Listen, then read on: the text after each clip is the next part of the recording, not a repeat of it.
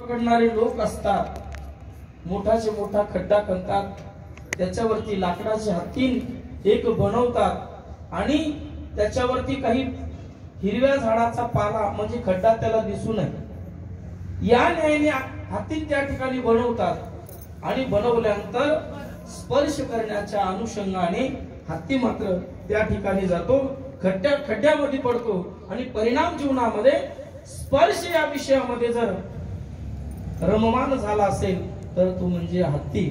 शब्द स्पर्श रूप या विषयामध्ये गतप्राण झाला तो म्हणजे पतंग. महाराज म्हणले ना, पतंगा दिप्ती अलिंगन तेथे त्याचे अचूक मरण, तैसे विषय आचरण आत्मघाता. ज्ञानेश्वर महाराज म्हणतात त्या दिवशी कीर्तनकारांनी ते एक गाणं सांगितलं बघा, गाणं सांगितलं, सुंदर गाणं सांगितलं, ती मला पाठ नाही गाणं, पण त्या गाण्याचा भाव कसा आहे की पहा, तो पतंग त्या ठिकाणी दिव्याला विझवण्यासाठी जातो, दिव्याला विझवण्यासाठी जातो, पण त्या ठिकाणी महाराज दिवा तर विझत नाही, पण त्याच पतंगाचे जे काही पंख आहेत, पंख जळून त्या ठिकाणी तो मरण पत्करतो. शब्द स्पर्श रूप या विषयामध्ये काय मरण पावला? पतंग.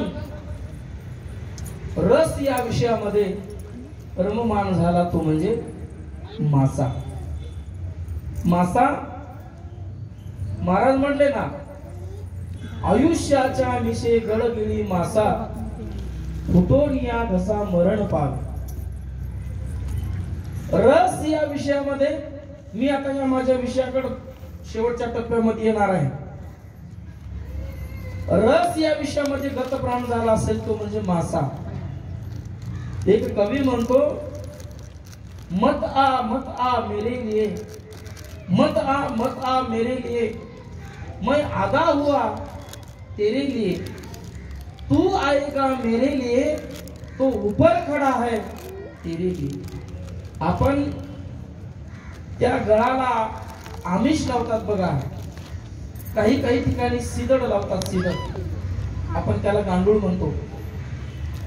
तो गांडूळ जे काही मासे पकडणारे लोक आहेत त्या गळाला गांडूळ नावाचा प्राणी लावतात आणि त्यावेळेस त्याला कट करतात, पूर्ण लावत नाही, त्याला अर्ध अर्ध करतात, कट करतात, कट करून त्या गळाला लावतात.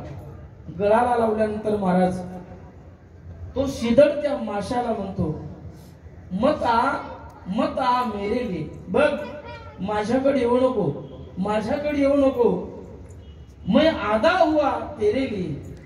मला या कोळ्याने या भोयाने मला काय केले माहिती आहे? मला अर्ध केलंय. तुला वाटत असेल मला खाल्यानंतर त्या ठिकाणी तुझी तृप्ती आहे, पण तुला कोणीतरी खाणार आहे हे मात्र डोक्यामध्ये ठेव. आणि ज्यावेळेस महाराज तो न असं सांगितल्यानंतर जातो आणि परिणाम जीवनामध्ये काय होतो माहिती आहे? गळ त्याच्या घशामध्ये अडकतो आणि त्याच्या जीवनामध्ये त्याला मरण पत्करावं लागतं. म्हणून आयुष्याच्या मिशे गळगिळी मासा, फुटोन या घसा मरण पावे. रस या विषयामध्ये गतप्राण झाला तो म्हणजे मासा आणि गंध या विषयामध्ये रममान झाला तो म्हणजे भ्रमर भुंगा. भुंगा महाराज गंध या विषयामध्ये रममान झाला. गंध म्हणजे सुगंध. भुंग्याला आवडत असेल याच्यामध्ये काही नवल नाही, पण तो तुम्हा आम्हाला सुद्धा आवडतो. ज्या वेळेस एक कवी म्हणतात की कोणी एक विचित्र प्राणी जेवावया बैसला, जेवण जेविता तो पाखरेची तो भक्षिला, त्याची ती वनिता वनात असता, सूर्यासी प्रार्थी सदा. कोणी एक विचित्र प्राणी जेवावया बैसला. विचित्र प्राणी नाम भुंगा. तो जेवण करण्यासाठी बसला. आता त्याचं जेवण काय आहे? त्याचं जेवण काय आहे? मकरंद सेवन करणे. हे कोणाचा? ज्ञानेश्वर महाराज म्हणले ना हरिपाठामध्ये, भ्रमर गुंतले सुमन कळिके. वेद शास्त्र प्रमाण स्मृतीचे वचन, एक नारायण सार जप. जप तप कर्म हरिविन धर्म, वावगा श्रम व्यर्थ जावे. हरिपाठ गेले ते निवांतची ठेले, भ्रमर गुंतले सुमन कळिके. ज्याच्या जीवनामध्ये निवांतपणा पाहिजे, निवांतपणा ज्याच्या जीवनामध्ये पाहिजे ना, मग तो कुठल्याही जातीतला असो, कुठल्याही धर्मातला असो, कुठल्याही पंथातला असो, तो कुठलाही असो, पण ज्या माणसाच्या जीवनामध्ये निवांतपणा पाहिजे ना, त्या माणसाने कुठल्या मार्गाने गेलं पाहिजे? हरीच्या मार्गाने गेलं पाहिजे. महाराज म्हणले ना, हरी तैसे हरीचे दास, नाही तया भय चिंता मोह आस. हो नि राहती उदास, बळकट कास भक्तीची. जे हरी जसा आहे ना, त्याचं नाम घेणारा सुद्धा काय होतो? तसाच होतो. हरी तैसे हरीचे दास. जसं हरीला कोणत्या गोष्टीची भीती नाही, हरीला कोणत्या गोष्टीची भय नाही, हरीला कोणत्या गोष्टीची चिंता नाही ना, मग जे त्या भगवान परमात्म्याचे भक्त आहेत ना, त्या भक्तांना सुद्धा आम्हा हरीच्या दासा काही भय नाही त्रैलोक, भय नाही त्रैलोक. महाराज म्हणतात त्यांना सुद्धा काही नाही, हरीच्या दासांना काही नाही, भय नाही. म्हणून ज्या माणसाच्या जीवनामध्ये निवांतपणा जरी प्राप्त करून घ्यायचा असेल ना, तर त्या माणसाने भगवान परमात्म्याच्या नामाच्या मार्गाने किंवा भगवान परमात्म्याच्या या मार्गाने जायला पाहिजे. तर त्याच्या जीवनामध्ये त्याला काय प्राप्त होईल? निवांतपणा प्राप्त होईल. मग तुम्ही म्हणाल महाराज, आम्ही आमच्या संसारामध्ये सुद्धा आम्ही निवांत किंवा निश्चिंत होऊन जीवन जगू. शक्य? शक्य नाही महाराज. आजपर्यंत या जगामध्ये कोणाचा संसार पूर्ण नाही झाला, कोणाचा संसार पूर्ण नाही झाला. महाराज म्हणले एका ठिकाणी, करशी देवा विन आस, आवगी होईल निराश. तृष्णा वाढविशी बहुवस, कधी सुखास न पवश. हे नाटामधलं जगद्गुरु तुकोबारांच्या प्रमाण आहे. महाराज म्हणले, निवांतपणा ज्याच्या जीवनामध्ये ज्याला प्राप्त करायचा आहे, त्यांनी भगवान परमात्म्याच्या मार्गाने गेलं तर त्याच्या जीवनामध्ये त्याला निवांतपणा येईल. पण करसी देवा विन, देवा विरहित, करसी देवा विन आस, देवा विरहित जीवनामध्ये ज्या गोष्टीची तू काय करशील? मनामध्ये आशा बाळगशील, आवगी होईल निराश. देवा विरहित तुझ्या जीवनामध्ये ज्या गोष्टीची आशा बाळगशील ना, ती गोष्ट या जगामध्ये तुला काय करेल? निराश करेल, निराश. तृष्णा वाढविशी बहुवस. तृष्णा शब्दाचा अर्थ होतो तहान नाही. जी पुढच्या जन्माला कारणीभूत असते ती तृष्णा किंवा वासना. तृष्णा किंवा वासना ती पुढच्या जन्माला कारणीभूत असते.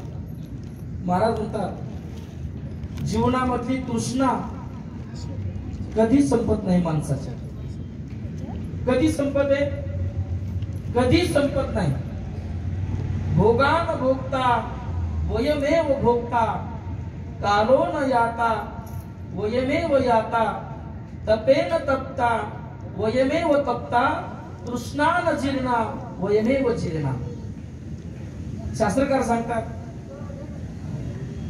भोग शिल्लक आहे. भोग या जगामध्ये आणखी शिल्लक आहे. पण जो भोगता आहे ना,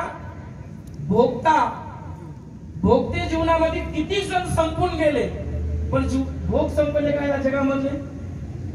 जगामधले भोग नाही संपले, भोग ते निघून जातील, पण त्याच्याही जीवनामधली जी तृष्णा आहे ना, तृष्णा जीर्ण होत नाही. भोगान भोगता वयमेव भोगता, शास्त्रकार सांगतात भोगाने आम्हाला भोगलं, आम्ही भोग जीवनामध्ये नाही भोगला, भोगाने आम्हाला भोगलं, म्हणून तर आम्ही आमच्या जीवनामध्ये आम्ही संपून गेलो. भोगान भोगता वयमेव भोगता, कालो न याता वयमेव याता. आमच्या जीवनामधला काल निघून गेला. जो काल जीवनामध्ये माणसाला प्राप्त झालाय ना, तो काल मात्र माणसाच्या जीवनामध्ये त्या कालाचं सोनं करून घ्यायला पाहिजे. जो काळ आपल्याला प्राप्त झालाय तो काळ, त्या काळाचं जीवनामध्ये काय करून घेतलं पाहिजे. म्हणून तर खंत वाटते कधी कधी महाराज माझ्या जीवनामध्ये, की ज्या माणसाच्या जीवनामधला काळ हा फुकट जातो, ज्या माणसाच्या जीवनामधला काळ फुकट जातो, किंवा काळ ज्याच्या जीवनामधला व्यर्थ जातो, त्या माणसाच्या जीवनामध्ये त्याचं जीवन नाही. का? काळ जीवनामध्ये माणसाच्या परत भेटत नाही. म्हणून तर आता काही गोष्टी बालपणामध्ये ज्या गोष्टी जीवनामध्ये प्राप्त करायच्या राहून गेल्या, त्या कधी कधी काही माणसाला वाटतं आता प्राप्त करून घ्याव्या, कधी कधी प्राप्त करून घ्याव्या असं वाटतं माणसाला. पण बाबा, काळ कोणासाठी थांबण्यासाठी नाही आला, काळ कोणासाठी थांबण्यासाठी नाही आला. म्हणून मनुष्य प्रत्येक क्षणाक्षणाला मनुष्य म्हातारा होतोय, लक्षात घ्या. जो काल मी होतो तो आज नाही, जो आज आहे तो उद्या नाही, आणि उद्या आहे तो परवा नाही. काळ कोणासाठी थांबायला आलेला नाही. म्हणून तर जो काळ तुमच्या आमच्या जीवनामध्ये भेटलाय ना, बरवे झाले आजवरी, नाही पडलो मृत्यूची आहारी, वाचोनी आलो येथवरी, उरले ते हरी तुम्हा समर्पण. बरवे झाले दिला अवकाश, नाही पाहिलो आयुष्य नाश, कार्याकारण उरले शेष. म्हणतात माझ्या जीवनामध्ये मला मरण आलं नाही, हे देवा तुझ्या जीवनामध्ये तुझे माझ्यावर उपकार आहे. म्हणून तर या जगामध्ये भोग काल कोणासाठी थांबलेला नाही. कालो न याता वयमेव याता, तपेन तपता वयमेव तपता. महाराज, तपश्चर्या जीवनामध्ये माणसाने केली तरच काहीतरी त्याच्या जीवनामध्ये त्याला फल भेटतं. म्हणून तर साधन कुठल्याही जीवनामध्ये असो, त्या गोष्टीमध्ये माणसाच्या तपश्चर्या झाली पाहिजे. 12 वर्ष एका साधनेमध्ये जर आपण रममान जर असतील, तर महाराज म्हणतात ही वाचा जीवनामध्ये पवित्र होते. काही माणसं म्हणतात बघा, महाराज तुमचं बोलणं खूप आवडतो आम्हाला, तुमचं म्हणणं आम्हाला खूप आवडतो, तुम्ही जे काही शब्द बोलता ना, ते शब्द सुद्धा असे जीवनामध्ये आवडतात की खूप आवडतात. कारण का, या जगामध्ये तप केल्याशिवाय, मग ते कुठलंही तप असो महाराज, कुठलंही तप असो, जे तप जीवनामध्ये केल्यानंतर माणसाच्या जीवनामध्ये त्या तपाचं फल मात्र भेटत असतं. एक गोष्ट जीवनामध्ये जर सतत 12 वर्ष एखाद्या माणसाने जर केली ना, तर ती कला असेल किंवा ते ज्ञान असेल, माणसाच्या जीवनामध्ये माणसाला समाधान देतात. नाहीतर 2 वर्ष केलं, 3 वर्ष सोडून दिलं, परत 2 वर्ष केलं, 2 वर्ष परत सोडून दिलं, ती कलाही असेल, ती साधना असेल, ते नामस्मरण असेल, माणसाला फल देऊ शकत नाही. म्हणून तर तप जीवनामध्ये माणसाच्या तपेन तपता वयमेव तपता, तृष्णान जीर्णा वयमेव जीर्णा. तृष्णा जीवनामध्ये कधी जीर्ण होत नाही. आता तुमच्याकडे असेल नसेल हे मला माहिती नाही, पण आमच्या भागामधली एक गोष्ट सांगतो तुम्हाला. आता आमच्या भागातलं कधी ऐकायचं ना, होय बोले साहेब, ती गोष्ट महत्वाची. इकडच्या काही गोष्टी मला माहिती नाहीत, पण आमच्याही कधी काही म्हणजे विचाराची देवाणघेवाण होते आणि जे काही रूढी परंपरा आहेत त्या आम्हालाही माहिती होतात. आता काल ज्या ताईचं प्रवचन झालं 3 महिन्यापूर्वी त्यांचे पतिराज गेले असं, आणि आमच्या आई साहेब बुका लावू लागल्या त्यांना. आता माझी एक म्हणजे प्रांजळ भावना माझ्या मनामध्ये की सौभाग्यवतीला बुका लावू नये असं माझं म्हणणं. पण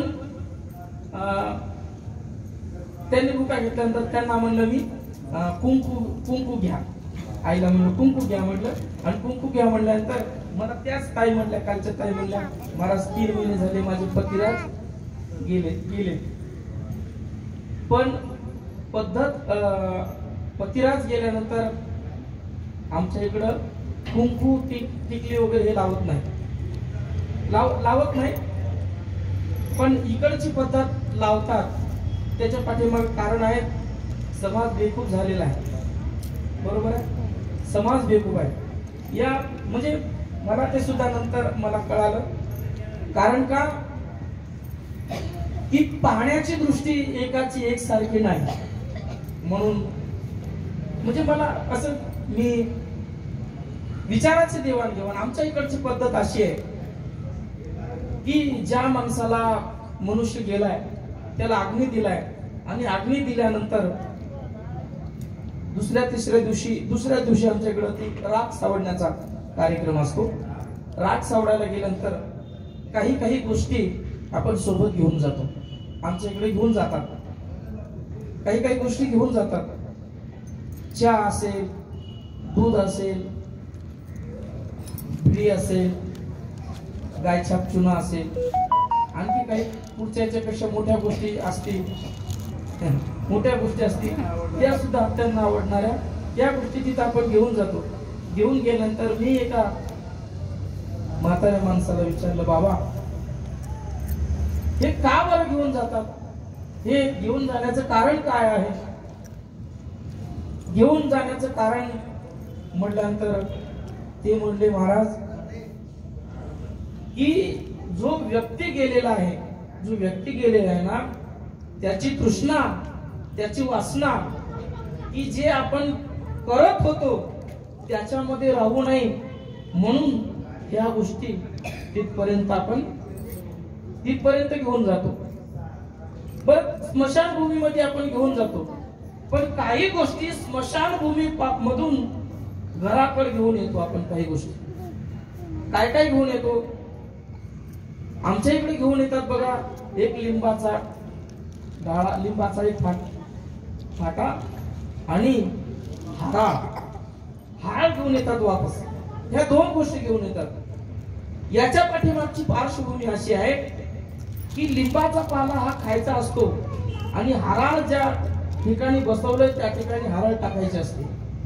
लिंबाचा पाला का खायचा असतो की त्या शरीराच्या म्हणजे गेलेल्या माणसाच्या शरीरामधून एक असा विशिष्ट वायू, दुर्गंधी वायू एक बाहेर पडतो आणि परिणाम त्या ठिकाणी जी काही बसलेली जमलेली माणसं आहेत प्रत्येकाच्या श्वासोश्वासामध्ये जातो.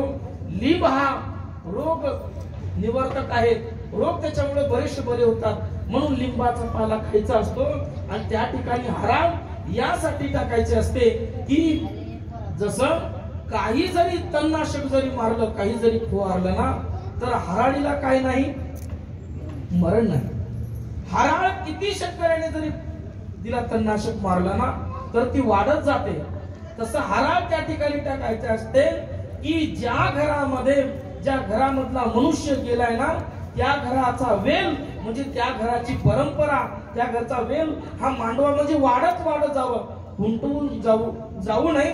यासाठी मला एक सांगायचंय, मनुष्य जरी गेला तरी त्याच्या जीवनामध्ये त्याची तृष्णा काय राहते, शिल्लक राहते. तृष्णा न जीर्णा वयमेव जीर्णा. तृष्णा जीवनामध्ये मी जीर्ण झालो पण माझी तृष्णा जीर्ण नाही झाली. मग महाराज तृष्णा जीर्ण कुठेच होत नाही का? तर महाराज तृष्णा जीर्ण होते, पण कुठं होते, परमार्थामध्ये कृष्णा जीर्ण होतो. महाराज म्हणले ना, याच साठी केला होता आतास शेवटचा दिस गोड व्हावा, आता निश्चिंतीने पावलो विसावा, खुंटलिया धावा तृष्णेची. तृष्णेची धाव जीवनामध्ये कुठं खुंटते? खुंटते तृष्णेची धाव कुठं महाराज? तर आता निश्चिंतीने पावलो विसावा, खुंटलिया धावा. मी आता त्या भगवान परमात्म्याच्या स्थितीला प्राप्त झालो, सिद्ध आहे. मी आता त्या भगवान परमात्मा स्थितीला प्राप्त झालो. आता माझ्या जीवनामध्ये काय झाली? तृष्णा ही जीर्ण झाली. म्हणून तृष्णा जीर्ण होत नाही. एक दृष्टांत सांगेल. ज्ञानेश्वर महाराजांनी त्या गोष्टीचं वर्णन केलेलं आहे. एक राजा सिंहासनावर आरूढ झालेला आहे आणि आरूढ झाल्यानंतर त्यावेळेस तो राजा आपल्या प्रधानासमवेत सर्व जी काही जमलेला समाज आहे त्या समाजाविषयी बोलतो. बोलत असताना असा एखादा या जगामध्ये मला प्राप्त करून दाखवा की ज्याच्या जीवनामध्ये ज्याचं जीवन हे निश्चिंत झालेलं आहे, त्याची तृष्णा ही जीर्ण झालेली आहे किंवा मुक्त झालेला आहे, असं एखादा दाखवा. प्रधान म्हणला, राजे साहेब असा एकही नाही. ज्ञानेश्वर महाराज त्या गोष्टीवर एक दृष्टांत देतात. ज्ञानेश्वर महाराज म्हणले, या जगामध्ये शेळी नावाचा प्राणी पाहिला असेल तुम्ही? शेळी नावाचा प्राणी पाहिला असेल. शेळी किती जरी जगली तर ती शेळी शेतकरी रात्रीच्या टायमाला ज्यावेळेस खूप शेळी जगली आणि जगल्यानंतर तो शेतकरी घरी आणून शेळ्या असतील त्या बांधतो ना, काही चारा सोबत घेऊन येतो आणि आल्यानंतर तिचं एक असं एवढी पेंडी बनवतो, त्याला गाड बांधतो आणि ती पेंडी अशी उलटी बांधतो. उलटी बांधल्यानंतर जी शेळी पोटभर जगलेली असते ती शेळी उद्या सकाळपर्यंत याला काही ठेवत नाही.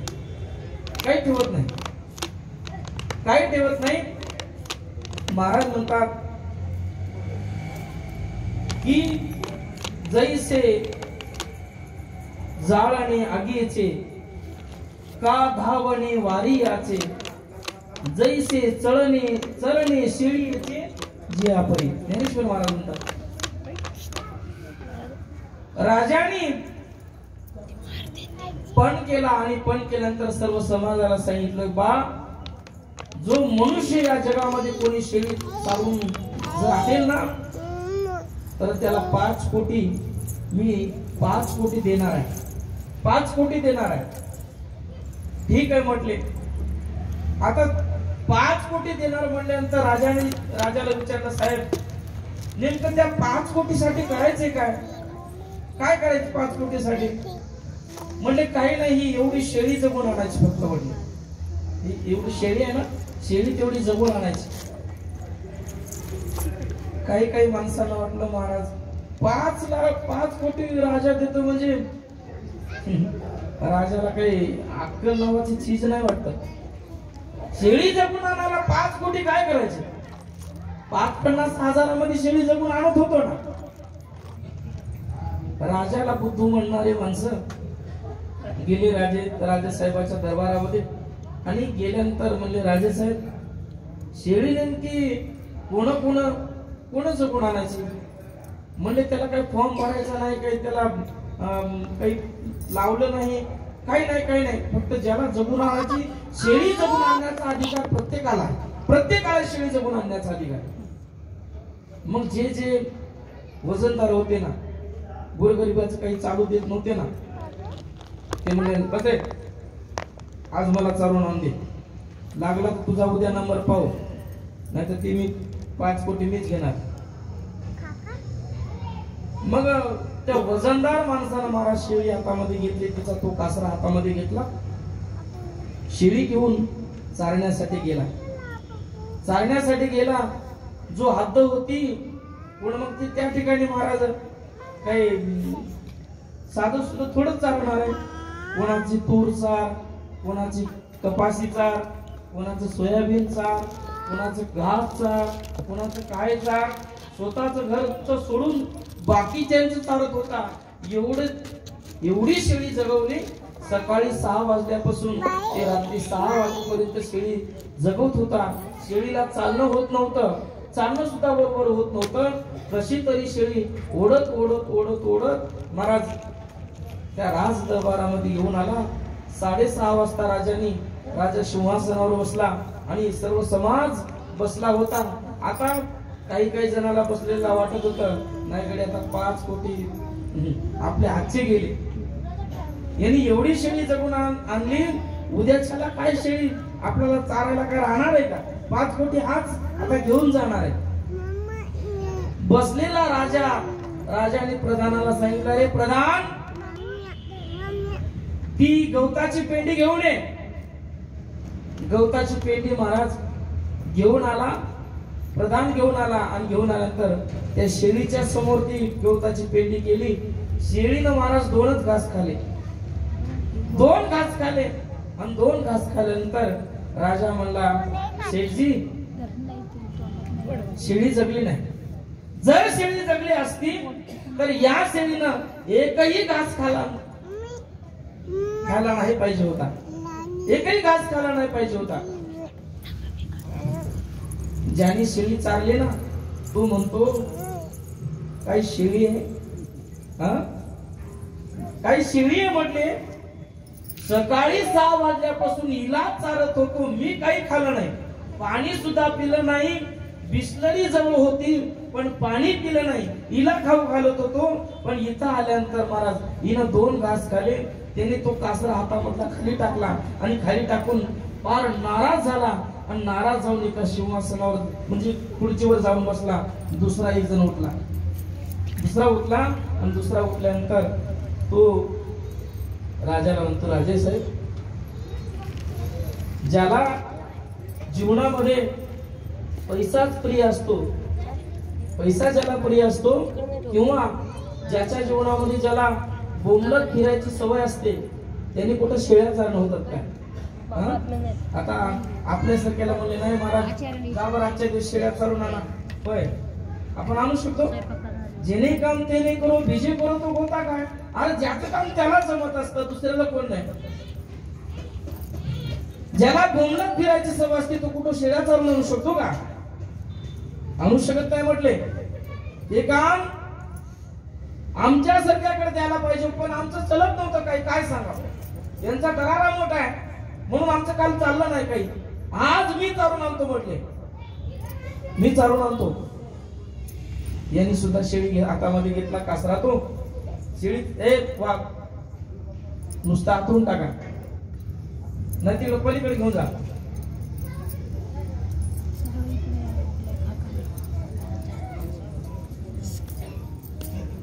जे म्हणजे आमचं काही चालत नाही, शेळी मी चालून आणतो. या पट्ट्याने महाराज शेळीचा कासरा हातामध्ये घेतला. यांनी सुद्धा सकाळी 6 वाजल्यापासून रात्री 6 वाजेपर्यंत शेळी सारली. राज दरबारामध्ये घेऊन आला. घेऊन आल्यानंतर महाराज परतही त्या शेळीनं 2 घास खाले. 2 घास खाले. राजाने सांगितलं, तुम्ही नापास झाले, तुम्हाला ही गोष्ट नाही जमली. एका कोपऱ्यामध्ये एक माणूस बसला होता बघा, मोठा देपाडचे देपाड, अशा पिळदार मिशा, 6-6.5 फूट उंच, आणि असा माणूस राजाच्या समोर आला. म्हणला, राजे साहेब, माझ्या नावाने 5 एकर जमीन आहे, ही 7-12 घेऊन आलो म्हटले. मी जर शेळी नाही जगून आणली तर ही 5 एकराची 7-12 तुमच्या नावाने देतो म्हटले. तुम्हाला ही दान देऊन टाकतो म्हणले या राजाला. शेळी जर नाही जगून आणली आणि जर शेळी जगून आणली तर ही 5 कोटी रुपयाची बॅग माझ्या इथं समोर आणून ठेवा म्हटलं. दोन्ही गोष्ट, एक साईडला ही 5 एकरची 7-12, एक साईडला ही 5 कोटीची बॅग. एक तर मी जगून आणली तर 5 कोटी घेऊन जाईल, आणि नाही जगून आणली तर ही 5 एकरची सातबारा तुमच्या नावाने करेल. त्यांनी महाराज कासरा हातामध्ये घेतला, तो शेळीचा. शेळी अशी एका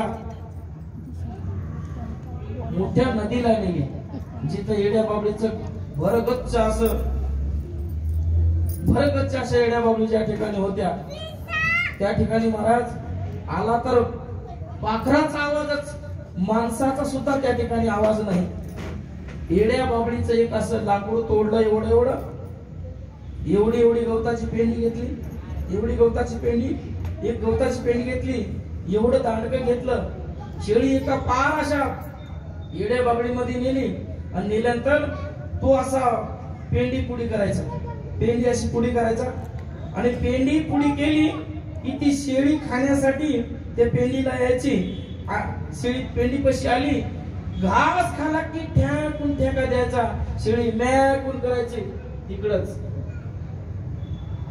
महाराज परत पेंडी पुडी करायचा, आणि पेंडी पुडी एक घास खाला की एक ठेका द्यायचा, शेळी मॅकून करायची, परत निघून जायची. शेळीच्या मनामध्ये आलं, हे खाल्यामुळेच मार भेटतो, हे खाल्यामुळेच मार भेटतो आपल्याला.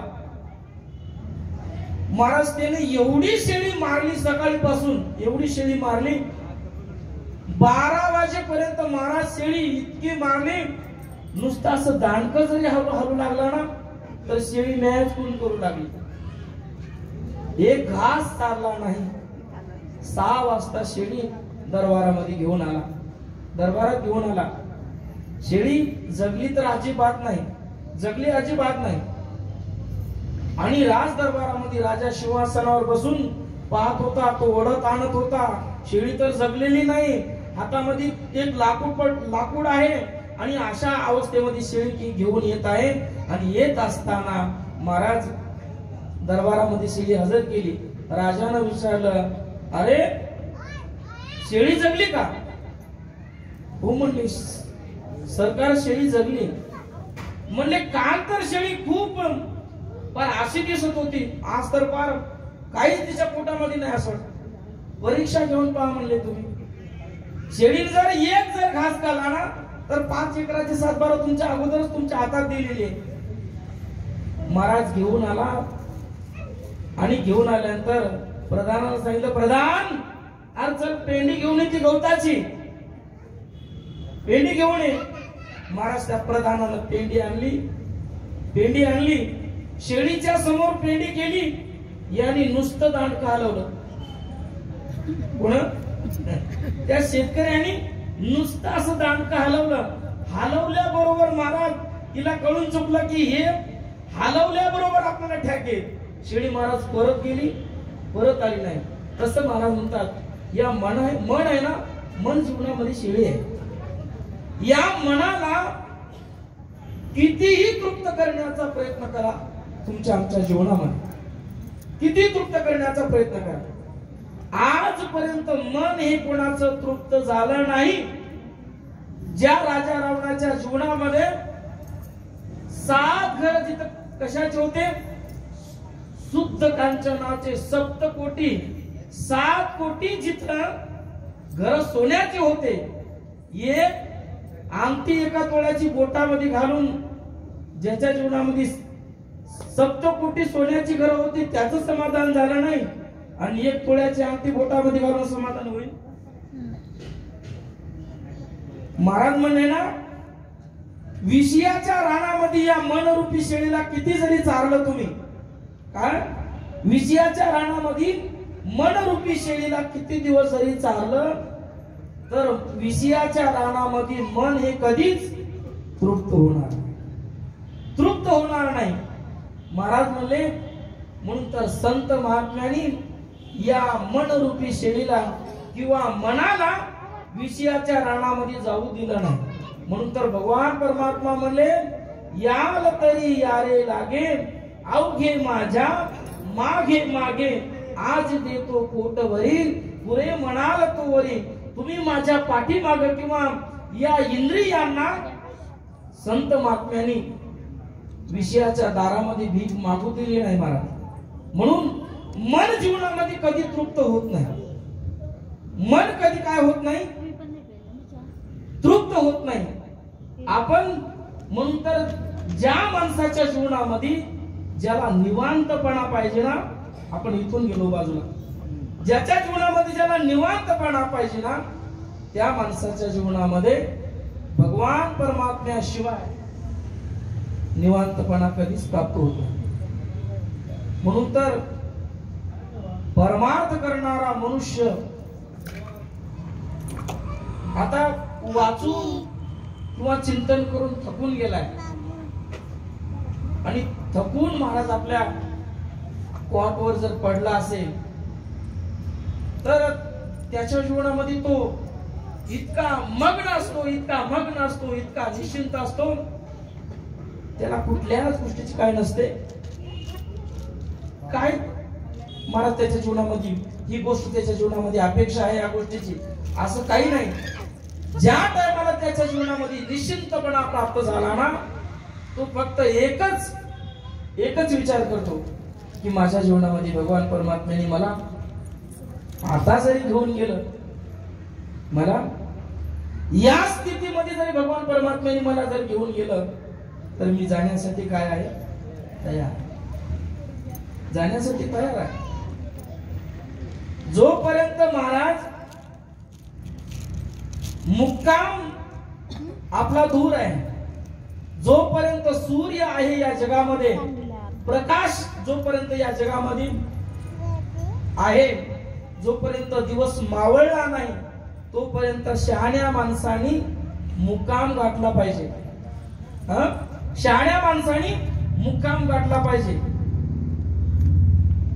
मग महाराज ज्याच्या जीवनामध्ये अंधकार झाला, जवळ काही साधन नाही, मोबाईल नाही, ना टॉर्च नाही, ना बॅटरी नाही, काही नाही, मग अंधकार तर पडलाय, मुक्काम तर खूप लांब आहे, जायचं तर आहे, पण वाटेमध्ये दुःख भेटल्याशिवाय राहणार नाही. वाटेमध्ये दुःख आहे, खड्डा येणार आहे, काटे आहेत, वळणाचा रस्ता आहे, वळण चुकण्याची भीती आहे, अनेक गोष्टी जीवनामध्ये दुःख आहे. म्हणून तर माणसाने माझ्या जीवनामध्ये हे राहिलं, हे मला करायचं होतं, असं माणसाच्या जीवनामध्ये राहता कामा नये. हे मला करायचं होतं आणि हे करणार होतो, पण काय करता आता काय साथ देत नाही, तब्येत साथ देत नाही, पाय साथ देत नाही, बरोबर दिसत नाही, काही होत नाही. अरे महाराज ज्ञानेश्वर महाराज म्हणले ना, तहान लागल्यानंतर काही जणांना वीर खणण्याची काय लागलेली आहे, सवय लागलेली. म्हणून तर निश्चिंतपणा जीवनामध्ये प्राप्त करून जर घ्यायचा असेल तर महाराज म्हणतात त्यांनी हरीच्या मार्गाने गेलं पाहिजे. मग जसं गंध या विषयामध्ये जीवनामध्ये कोण रममान झाला, भ्रमर भुंगा रममान झाला, कोणी एक विचित्र प्राणी जेव्हा वया वैसला, जेवण जेविता तो पात्रेची तो बक्षिला, त्याची ती वनिता वनात असता, सूर्याशी प्रार्थी सदा. तो म्हणजे कमळाच्या फुलामध्ये जेवायला बसलेला आहे, दिवस मावळल्यानंतर कमळाचं फुल हे मिटलेलं आहे, आतमध्ये तो भ्रमर आतमध्ये आहे, त्याची बायको म्हणजे भ्रमरी त्या वनामध्ये मालकाला धुंडत फिरत आहे. फिरत असताना तिनं फोन डायल केला, हॅलो मालक तुम्ही कुठे आहेत? ते म्हणलं अगं मी कमळाच्या फुलामध्ये अडकून पडलो. ती म्हणली अहो कमळाचे फुलच काय, मोठमोठाले लाकडं कोणाचे तुम्ही ठेवले नाही, मोठमोठाले कोणाचे पॉट कुरतडून टाकला, कोणाच्या नोटा कुरतडून टाकल्या, कोणाचे काही कुरतडून टाकलं, मोठमोठाले लाकडं तुम्ही तुमचा पर्वत आजपर्यंत कोणाच्या दुकानावर लावण्यासाठी न्यायची गरज पडली नाही. तुम्ही नुसते पाय जर असे केले तर कमळाचं फुल फाटून जाईल, तुटून जाईल. तो म्हणला, ज्ञानेश्वर महाराज म्हणले, कमळावरी भ्रमर पाय ठेवी हळूवार, चुंबकेल केशर म्हणून या. कमळाच्या फुलावर भ्रमर किती प्रेम करतो माहित आहे? तो म्हणतो नाही नाही, मी कमळावरी भ्रमर पाय ठेवी हळुवार. हळुवार म्हणजे किती हळुवार? याच्यामधला जो केशर आहे ना, केशर खराब होईल म्हणून तो इतका प्रेम करतो, इतका प्रेम करतो की त्या कमळाच्या फुलावर की तो काय करू शकत नाही. महाराज म्हणजे ना, नाही काष्टाचा गुमान गोवी भ्रमरा सुमन प्रेम प्रीतीचे बांधले ते न सुटे काही केले. तो पाय जरी त्याने असे केले ना तर महाराजांचा फाटून जाईल, पण रममान त्याच्यामध्ये होतो. गंध या विषयामध्ये एक एक म्हणजे भ्रमर रममान होतो. आणि महाराज कुणी कोणतरी हत्ती येतो, हत्ती तो कमळाचं फूल सोंडेमध्ये घेतो आणि तो कमळाचं फूल खाऊन टाकतो. म्हणजे भ्रमराला सुद्धा काय येतं, त्याच्या मरण येतं त्या कमळामध्ये रममान झाल्यानंतर, मकरंद सेवन केल्यानंतर. महाराजांत एका एका विषयामध्ये एक एक प्राणी गत प्राण झाला. माणसाच्या जीवनामध्ये तर 5 विषय तो जीवनामध्ये काय करतो, उपभोगतो. शब्द पहिला काय आहे? शब्द. आपण कशाने श्रवण करतो? कानाने शब्द श्रवण करतो. शब्द कानाने श्रवण करतो आणि कानाने श्रवण केल्यानंतर महाराज आपण त्याच ठिकाणी काय होतो, लुब्ध होतो, मंत्रमुग्ध होतो. म्हणून तर म्हटले ना, राजाने 5 खोल्या निर्माण केल्या. 6व्या खोलीमध्ये राजा बसलेला आहे. पहिला आहे ज्या खोलीमध्ये नाना प्रकारचे वाद्य ठेवले. आपण त्या ठिकाणी त्या देवाला किंवा त्या राजाला भेटायला तुम्ही आम्ही जाणार आहोत. पण 5 खोल्या या ठिकाणी महाराज निर्माण केलेल्या आहेत. पहिल्या खोलीमध्ये चांगल्या प्रकारचे वाद्य ठेवले, ज्याला सात्विक वाद्य ठेवले, विना पकवास ठेवला. काही याच्यामध्येच मंत्रमुग्ध झाले. काही ठिकाणी महाराज मग तामस वाद्य ठेवले, तबला, ढोलकी, त्याच्यामध्येच रममान झाले. जाण्याचा अधिकार राजाला भेटायला, देवाला भेटायला प्रत्येकाचा आहे. काही पहिल्या खोलीमध्ये अडकले. शब्द, स्पर्श. काही जण महाराज स्पर्श. दुसऱ्या खोलीमध्ये चांगल्या प्रकारे गाद्या होत्या, मखमली गाद्या, मोठमोठ्या उषा, तक्के. राजाला भेटायला जाण्याची इच्छा तर सर्वांचीच आहे, पण त्या गादीवर पडल्याबरोबर 2 फूट उंच उडू लागला मनुष्य. इतकी गादी स्प्रिंगची. आणि पडल्या हा आनंद भेटू म्हणले राजाला, भेटू म्हणले राजाला. हा तर आनंद जीवनामध्ये लुटू द्या, हे कधी आपल्याला भेटणार आहे. महाराज काही जण त्या गाद्यावरच पडून राहिले. वेळ मात्र बांधलेला होता. काही गाद्यावरच पडून राहिले. शब्द, स्पर्श, रूप. महाराज असे सुंदर चित्र लावले होते पाहण्यासाठी. आता नाम तुम्हारा तारणहारा कब तेरा दर्शन होगा, जिसकी रचना इतनी सुंदर वो कितना सुंदर होगा. म्हणले ना, नाम तुम्हारा तारणहारा कब तेरा दर्शन होगा, जिसकी रचना जितनी सुंदर वो कितना सुंदर होगा, वो कितना सुंदर होगा. अरे ज्या भगवान परमात्म्याने ही सृष्टी निर्माण केली, हे विश्व निर्माण केलं. आता आता या ठिकाणी समजा आल्यानंतर या ठाण्यामध्ये, मुंबईमध्ये आम्ही तिकडून कधीतरी इकडे येतो. आम्हाला सुद्धा काही गोष्टी पाहण्याची इच्छा होती. ही काही कोणी बनवलेलं आहे का? ही भगवान परमात्म्याने बनवलेले. अरे ज्याने बनवलेलं ती कधीतरी आपल्याला इच्छा पाहण्याची होती. नाम तुम्हारा तारणहारा कब तेरा दर्शन होगा, जिसकी रचना इतनी सुंदर. त्याने बनवलेली ही रचना म्हणजे पृथ्वी इतनी सुंदर, वो कितना सुंदर होगा. त्याने निर्माण केलेलं हे सृष्टी इतकी सुंदर आहे, तर तो भगवान परमात्मा किती सुंदर असेल.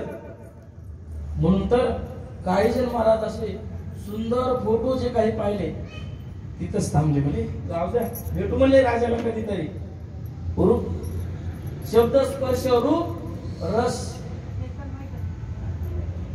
काय जण महाराज तिथं जी गोष्ट पाहिजे, ज्या गोष्टीची खाण्यामध्ये आपल्याला आवड आहे, ती गोष्ट तिथं होती. काही पंक्ती पठाण होते, पंक्ती पठाण आमचे गुरुजी म्हणायचे. महाराज एक एक एक एक पदार्थ त्या ठिकाणी असा होता, पाहिलं की काही काही जणांच्या तोंडाला पाणी आलं. आता महाराज सांगितल्याबरोबर इतके सुंदर त्या ठिकाणी पदार्थ. काय जणांनी महाराज बाया मागे केला, पाहू म्हणले देव, भेटला तर भेटला, नाही तर पाहू. होय, जेव्हा भेटला झालं खाणं आपलं तर जाऊ तिकडं, नाहीतर मग निघाली इथून इकडंच वापस. काय त्याचं एवढं काय. काही जण महाराज खाण्यामध्ये गुंतले, खाऊन खाऊन झालं, खाण्यामध्येच काय गुंतले, रस आणि शेवटचा गंध. गंध त्या ठिकाणी महाराज स्प्रे होते, अत्तरचे फवारे इतके सेंटेड की महिना दोन दोन महिने मारल्यानंतर वास सुद्धा जात नव्हता अंगाचा. काही जण महाराज पहिल्या याच्यापासून दुसऱ्यापर्यंत आले, काही दुसऱ्यापासून तिसऱ्यापर्यंत आले, तिसऱ्यापासून काही चौथ्यापर्यंत आले, चौथ्यापर्यंत आले, आणि काही काही माणसं पाचव्यापर्यंत आले, काही काही जण पाचव्यापर्यंत आले. म्हणजे खायला भेटत, पाहू किती पुढचं काय नाही. कधी त्या ठिकाणी इतके सेंटर महाराज, इकडून स्प्रे मार, इकडून स्प्रे मार, मागून मार, पुढून मार. मित्रमंडळ भेटले, थांब कर, एक हात वर, लागे मारायला सुरुवात, आणि मारायला सुरुवात. काही जण तिथं अडकले, पण एक पठ्य असा होता, जे काही आज ज्यांची पुण्यतिथी आहे ना, असे काही महात्मे या जगामध्ये महाराज निर्माण झाले. पहिल्या हॉल पासून ते शेवटच्या हॉल पर्यंत, भगवान परमात्म्यापर्यंत डायरेक्ट एकदा का राजाला किंवा भगवान परमात्म्याला भेटले ना, हे तर मग कोणाच्या ताब्यामध्ये 5 हॉल आपल्याच ताब्यामध्ये. आधी पहिलं त्याला भेटू द्या. म्हणून तर मनुष्यानाम सहस्रेषु, मनुष्यानाम अनेक जण देवप्राप्तीला निघालेले आहेत महाराज, अनेक जण देवप्राप्तीला निघालेले आहेत. पण कोण कशामध्ये अडकला, कोण कलेमध्ये अडकला, कोण गाण्यामध्ये अडकला, कोण भाषेमध्ये अडकला, कोण कशामध्ये अडकला. पण संत महात्मे या जगामध्ये महाराज असे होऊन गेले की त्यांनी डायरेक्ट भगवान परमात्म्याची प्राप्ती करून घेतली. आणि म्हणून तर महाराज म्हणले ना, भगवान परमात्मा म्हणतात मनुष्यानाम सहस्रेषु सिद्धी तति सिद्ध आहे. मनुष्यामध्ये असा क्वचित एखादा त्या आत्मस्थितीला प्राप्त होतो. इततामपि सिद्धानाम कश्चिन माम इति तत्वतः.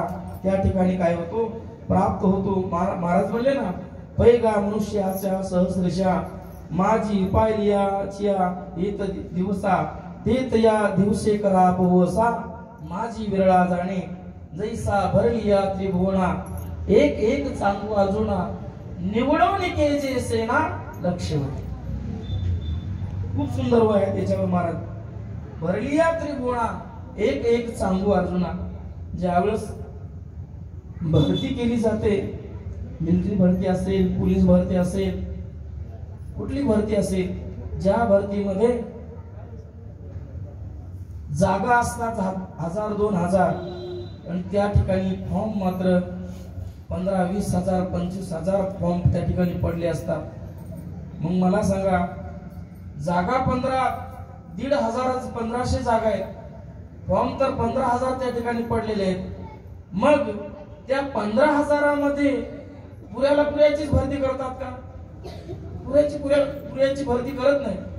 महाराज म्हणलेले भरलिया त्रिभुवना एक एक चांगू अर्जुना. एक एक त्याच्यामधला, त्या 15,000 मधला एक एक असा निवडून चांगू अर्जुना निवडवणी केजे सेना लक्ष्यवरी.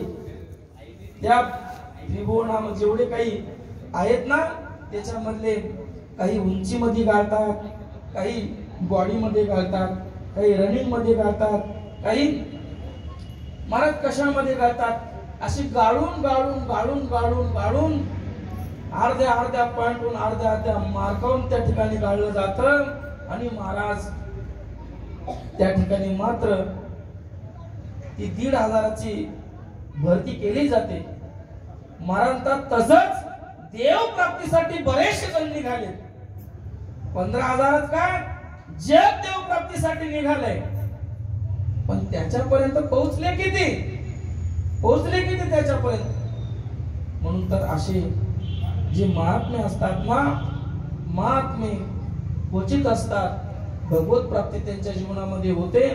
म्हणून तर ते श्री संत भगवान बाबा असतील, वामन भाऊ असतील, आपल्या परिसरामधले संत महात्मे असतील, आमच्या परिसरातले श्री संत नामदेव महाराज असतील, श्री संत मारुतराव महाराज दस्तापूरकर असतील, श्री संत मोतीराम महाराज असतील, अशी महात्मे या जगामध्ये विरळा आहेत. म्हणून तर मनुष्याणाम सहस्रेषु कश्चित् देतति सिद्धये एततामपि सिद्धानां कश्चिन् माम इति तत्वता. ही झालेली प्रवचन रूपी सेवा भगवान बाबाच्या चरणी, वामन भाऊच्या चरणी, श्री संत ज्ञानेश्वर महाराज यांच्या